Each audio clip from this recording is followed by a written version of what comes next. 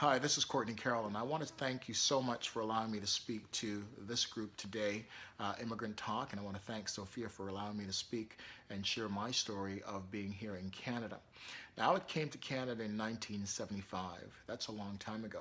I'm actually, Canadian by naturalization, but Jamaican by heritage. That's where I was born, and I came here in 1975. Like I said, it was a cold February day, and I remember coming into Pearson Airport at the middle of the night, and the very next day was a blanket of snow outside. So we came here not knowing what to expect, but we came here because my mom had a vision. She wanted to give us something better. She felt that Canada provided a land of opportunity where we could do more with what we had here than we could possibly do back home in Jamaica. And so she brought all four of her kids over and paved a new path for us. So I give a lot of props to her, grateful for her courage and her foresight to do something that had never been done. She came here by herself, only with a grade 7 education, to pave the way for us. And we are now in a position to do more for our families, for our communities, and I'm forever indebted to her for having the vision and the foresight in order to do that. Today, I am a school administrator, I am an author, and I am an entrepreneur. Education has always been the great equalizer for me, and I believe that, as we start to move our lives as immigrants coming to the country, it's important that we take advantage of the system that's here. We go to school, we get our education, and that's what this opportunity coming here has provided me. It gave me a better opportunity to schooling. It gave me better opportunities for work after schooling. And so I'm very grateful for the educational system here in Canada. As I went through school, my confidence grew from grade to grade. And by the time I got through high school, I knew exactly what I wanted to do. I wanted to be a graduate of a university. At that point in time, no one in my family graduated from university. Some of my siblings had dropped out of high school, so I was the first to actually pave that way for my family, and it was quite a responsibility, but one I took on nonetheless because I knew it was important.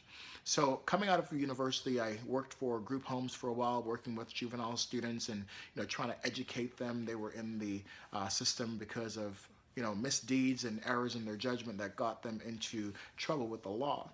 After a while, I realized that was not my true calling. I wanted to teach. I wanted to be able to inspire. I wanted to be able to educate. I wanted to be able to impact my community. And so I got into teaching, and within the first 2 years of teaching, I realized that the classroom, although I enjoyed it, although I enjoyed coaching, developing young leaders, I also wanted to do more. And that's why I started looking at administration as the next evolution of what I had to become. And so I pursued the role of principal in the system, and I was able to achieve that.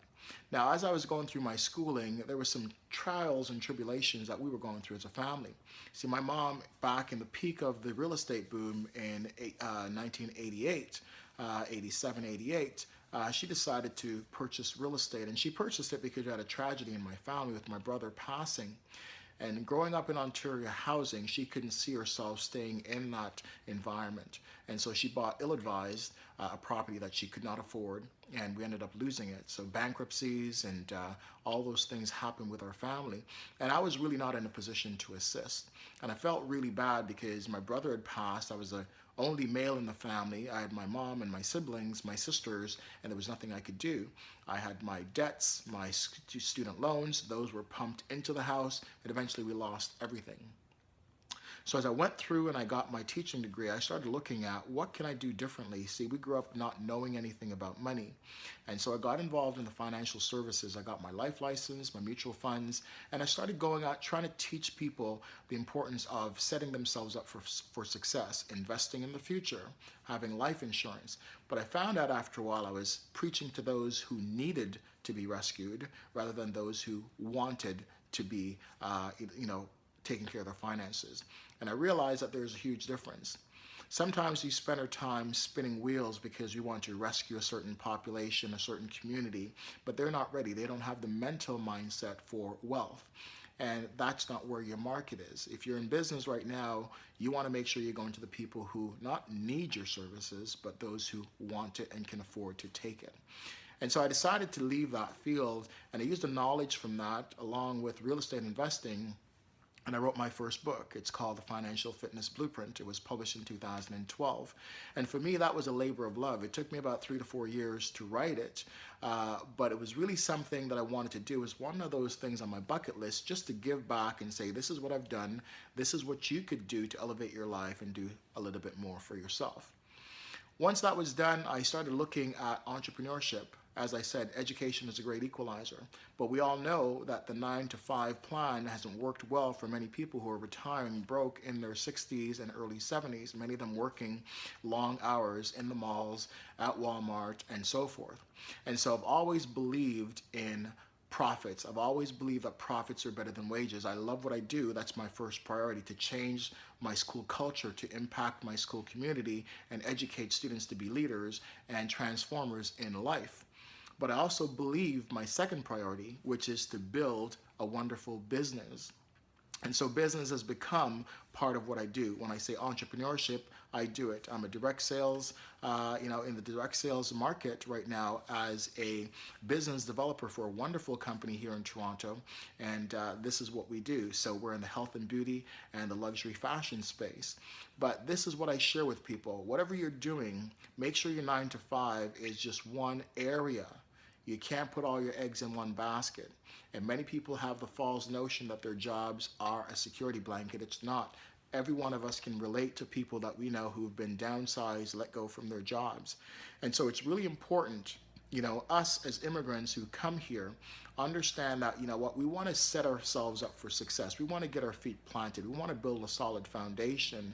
And then we want to go out there and help as many people as possible in our communities, not just in our specific communities, but people in general, understand some basic fundamentals about how to grow their wealth, how to take care of their health, whatever it is you do. And so that's who I am. My name is Courtney Carroll, as I said.